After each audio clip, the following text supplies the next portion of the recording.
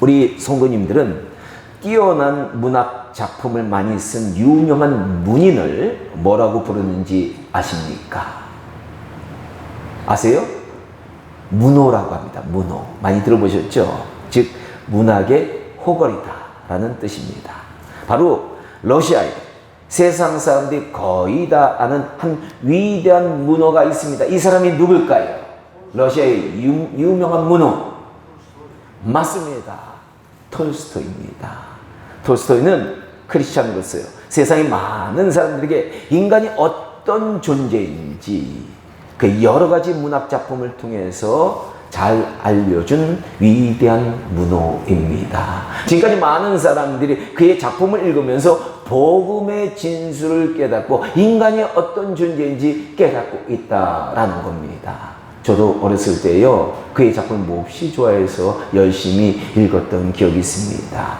그리고 그의 작품 중에 보니까요, 돌과 두 여자라는 단편이 있는데 거기에 이런 얘기가 나옵니다. 하루는요, 두 여자가 자신이 다니는 러시아 정교의 신부에게 찾아갔습니다. 그러니까 러시아는 원래 전통적인 종교가 러시아 정교입니다. 우리 기독교의 한 분파인데요. 이 러시아 정교의 신부에게 두 여자가 찾아가서 고해성사를 하게 되었습니다. 고해성사란 자신의 죄를 신부에게 찾아가서 의무적으로 고백해야 되는 예식입니다. 둘 중에 한 여자는요, 이 신부에게 찾아가세요. 자신이 지은 큰 죄를 뉘우치며 신부님, 저는 정말 큰 죄를 범한 죄인입니다 라고 울면서 고백을 합니다. 그러나 다른 여자는요, 신부님, 저는 크게 기억할 만한 죄가 없어서 무슨 죄를 고백해야 될지 잘 모르겠습니다 라고 말을 했습니다. 그러자 그 신부님은 큰 죄를 지었다고 고백하는 여자에게는 당신이 들고 올 수 있는 가장 큰 돌을 찾아 나에게 들고 오십시오 라고 말을 했고요. 다른 여자에게는 당신은 자그마한 돌들을 많이 가져오십시오 라고 말을 했습니다. 이에 한 여자는요, 큰 돌을 낑낑거리면서 신부님에게 겨우 가져왔고요. 다른 여자는 자신의 그 치마폭에 작은 돌들을 가득 담아서 신부에게 왔습니다. 그런데 이 신부가 이렇게 힘들게 낑낑거리면서 나온 여자들에게 여인들이요, 그 가져온 돌 다시 제자리로 갖다 놓으십시오 이렇게 얘기한 겁니다. 아니, 그렇게 힘들게 가지고 왔는데 다시 제자리에 갖다 놓으라는 겁니다. 그러자 큰 돌을 가져온 여자는요, 즉시 그 큰 돌을 제자리로 갖다 놓았습니다. 돌이 하나니까요, 쉽게 갖다 놓은 거예요. 하지만 작은 돌들을 가득 가져온 여자는요, 아니 신부님, 이 많은 돌들을 어디로 갖다 놓아야 될지 저는 전혀 기억 못합니다 라고 하면서 자기의 어려운 처지를 말한 겁니다. 그때 신부가요, 그 여자에게 말합니다. 성도님, 저 여자는요, 큰 돌 하나만 가져왔기에 분명히 제자를 찾을 수 있었지만 당신은 이 돌들을 합치면 저 여자보다도 큰 무게의 돌을 가지고 왔지만 그럼에도 불구하고 어디서 주웠는지 기억하지 못하고 있습니다. 당신의 죄도 그와 같습니다. 이렇게 얘기하는 거예요.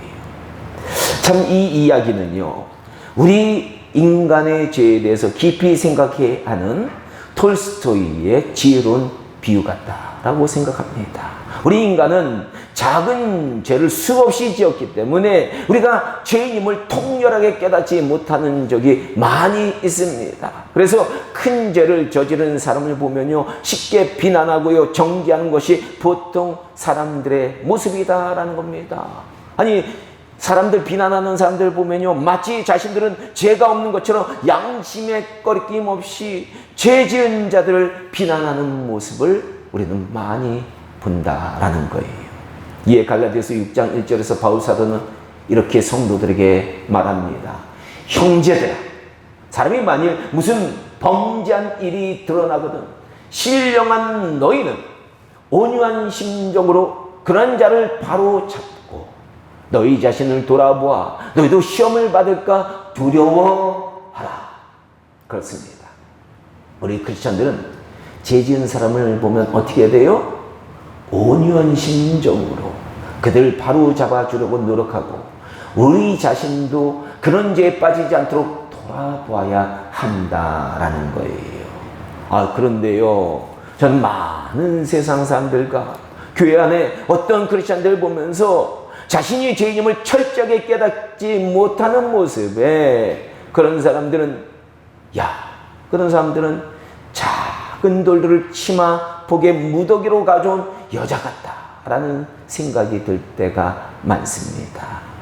우리 성도님들 우리 자신이 죄가 별로 없다라고 그렇게 생각하십니까? 아니면 나는 철저한 죄인이다 라고 그렇게 생각하십니까?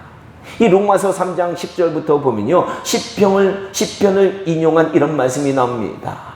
기록된 바 의인은 없나니 하나도 없으며 깨닫는 자도 없고 하나님을 찾는 자도 없고 다 치우쳐 함께 무익하게 되고 선을 행하는 자가 하나도 없도다. 그렇습니다. 그들의 목구멍은 열린 무덤이요 그 혀로 속임을 일삼으며 그 입술에는 독사의 독이 있고 그 입에는 저주와 악독이 가득하고 그 발은 피 흘리는데 빠른지라 파멸과 고생이 그 길에 있어 평강의 길을 알지 못하였고 그들의 눈에는 하나님을 두려워함이 없느니라. 아멘. 맞습니다. 우리 인간은요, 의인이 하나도 없다는 거예요. 선을 행해도 자기 만족을 위해서 하는 것이기 때문에 참된 선을 행하는 자가 없다는 거예요.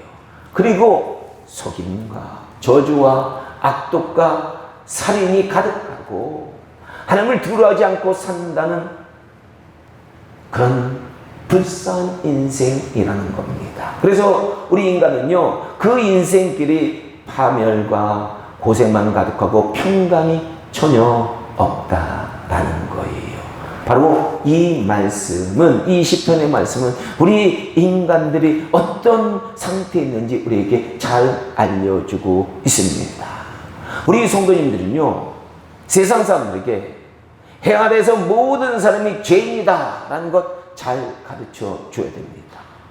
사람들 보면요, 단지 법에 걸리지 않거나 기억하지 못하거나 자신이 행한 것이 죄라는 것을 깨닫지 못하기 때문에 많은 사람들이 자신이 죄인이라고 생각하지 않는다라는 사실을 만나는 사람들마다 우리는 가르쳐 줘야 된다라는 거예요.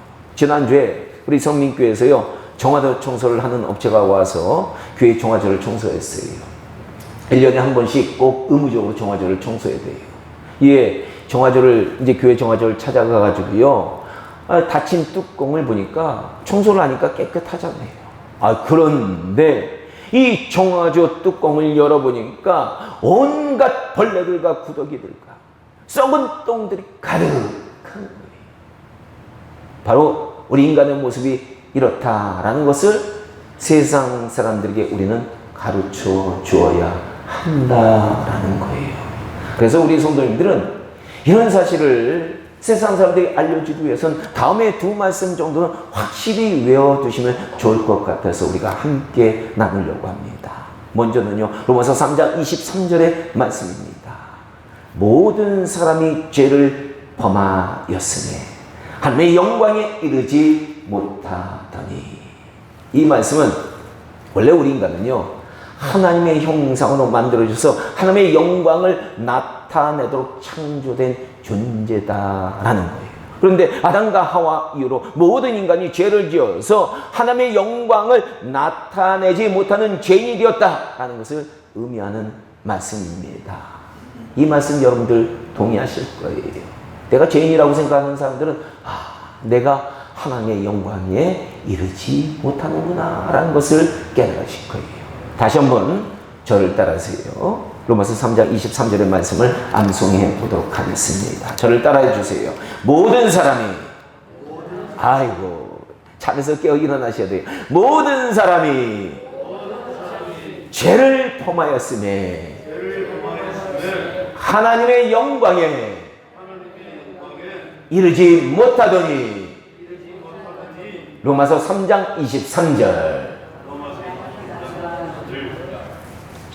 다음 말씀은요, 로마서 5장 21절 말씀입니다.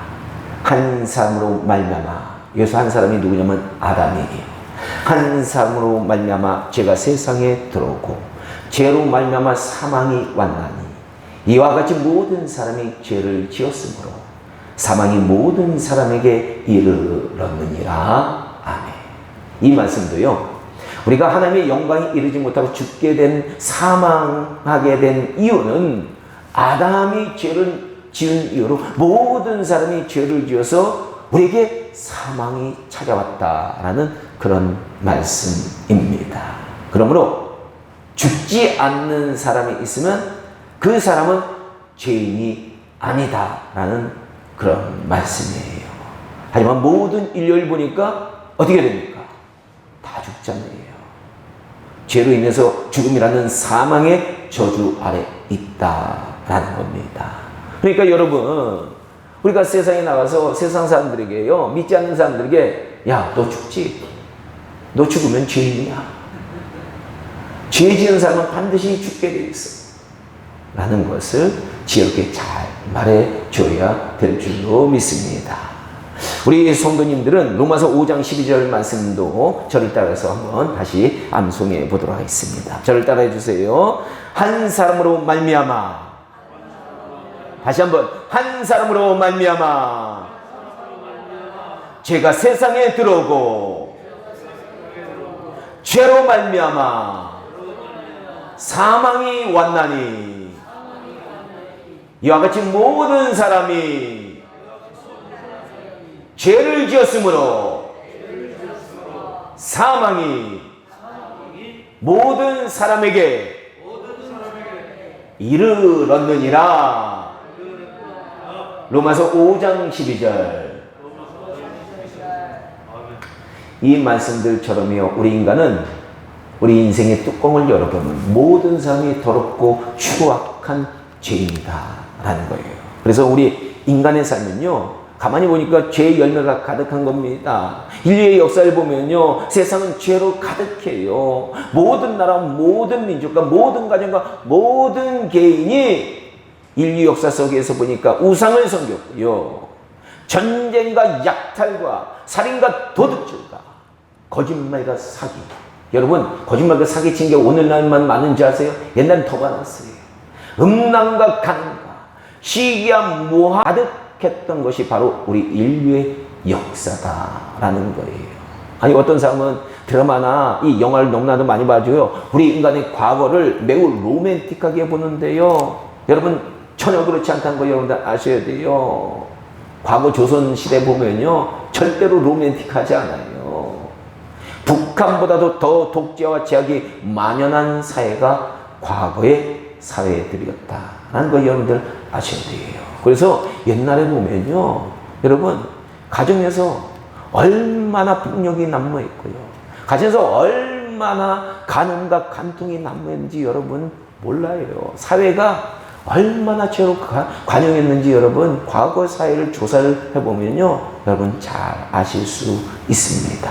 그러므로 우리 인간은요, 그냥 내버려 두었으면 모두가 더러운 죄로 인해서 멸망으로 갈 수밖에 없는 상태였다라는 거예요. 그래서 하나님은요, 죄악 가운데 멸망받을 수밖에 없었던 우리 인간들을 구원하기 위해서 또 우리를 불쌍히 여기고 사랑하셔서 한 구원자를 보내주셨습니다. 이분이 누굽니까? 바로 하나님의 아들, 우리 주 예수 그리스도이시다라는 거예요. 오늘 본문 히브리서 저자는요, 예수님은 우리를 정결케 하는 일을 하신다라고 말을 합니다. 사실 우리 인간은 안과 밖에 있는 더럽고 추한 죄를 가지고는 하나님 앞에는 도저히 나갈 수 없는 존재고요, 하나님도 이렇게 더러운 우리를 받아주실 수 없다라는 거예요. 우리 인간도 보면요, 아무리 사랑하는 아들과 딸이 밖에 나가서 더러운 냄새나는 똥을 묻혀가지고 집에 돌아오면 그 똥 냄새 때문에 같이 있을 수 없습니다. 멀리하게 됩니다. 이처럼 하나님도 우리 인간의 죄의 냄새 때문에 우리를 가까이 하실 수 없다라는 거예요. 그래서 부모님이 자녀의 똥을 씻어주시는 것처럼 하나님 아버지께서도 당신의 자녀들의 추악한 냄새의 원인인 죄를 씻어주시기를 원하셨다라는 거예요. 여러분, 죄는요, 영적으로 보면 육신의 똥보다도 더 더럽고 추악한 냄새를 풍긴다라는 거 여러분들 아셔야 되는 거예요. 그리고 죄를 지은 자는 우리 인간들에게 죄를 짓도록 유혹한 이 사탄과 마귀가 던져져 버리기로 작정된 영원한 불못으로 같이 보내지는 것이 영적인 법칙이다라는 겁니다. 이에 하나님께서는 우리 인간들의 죄를 씻어주시고 우리가 갈 영원한 불못에서 건져주시기 위해서 그의 아들 예수 그리스도를 이 땅에 보내주신 겁니다. 우리 하나님 아버지께서는 우리 인간들의 죄를 정결케 하기 위해서 다른 존재를 보내주신 적이 전혀 없다는 걸 여러분들 아셔야 돼요. 부처도 하나님이 보낸 존재가 아니에요. 마호메트도 문성명도 이만희도 하나님이 보낸 자가 아니다라는 거예요. 그래서 베드로 사도는요, 사도행전 4장 10절에서 메시아를 기다리고 있던 유대인들에게 이렇게 선포했습니다. 다른 이로서는 구원을 받을 수 없나니 천하 사람들 중에 구원받을 만한 다른 이름을 우리에게 주신 일이 없느니라. 아멘. 그렇습니다. 우리 예수님만 우리를 죄에서 정결케 하시고 우리를 구원하실 수 있는 유일한 분이다라는 거예요. 하나님이 유일하게 보내신 분이 바로 예수님이다라는 겁니다. 예전에요, 시카고에서 세계 종교 지도자 회의가 있었어요. 전 세계의 유명한 종교들은 지도자들이 다 모이는 회의였습니다. 그런데 이곳에 갑자기 한 여자가 나타나서 울부짖는 거예요. 아니, 종교 지도자려, 내 더러운 피가 깨끗해질 수 있습니까? 라고 외치면서 이 여자가 회의장을 시끄럽게 만듭니다.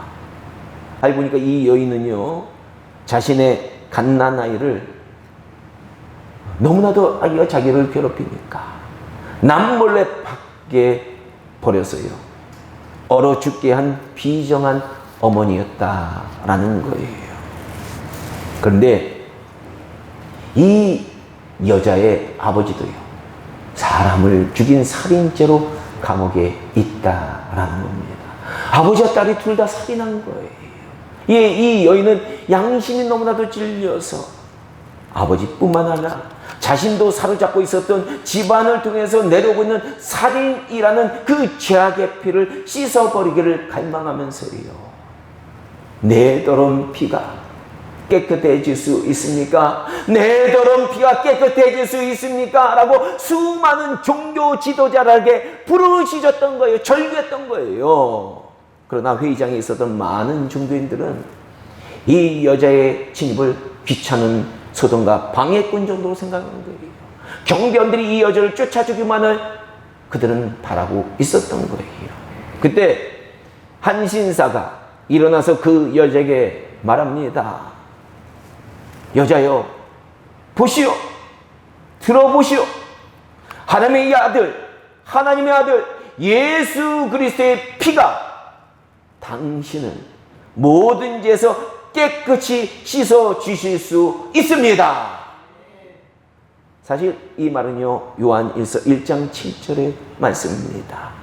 그 아들 예수의 피가 우리를 모든 죄에서 깨끗게 하실 것이요, 그 아들 예수의 피가 우리를 모든 죄에서 깨끗게 하실 것이요. 아멘.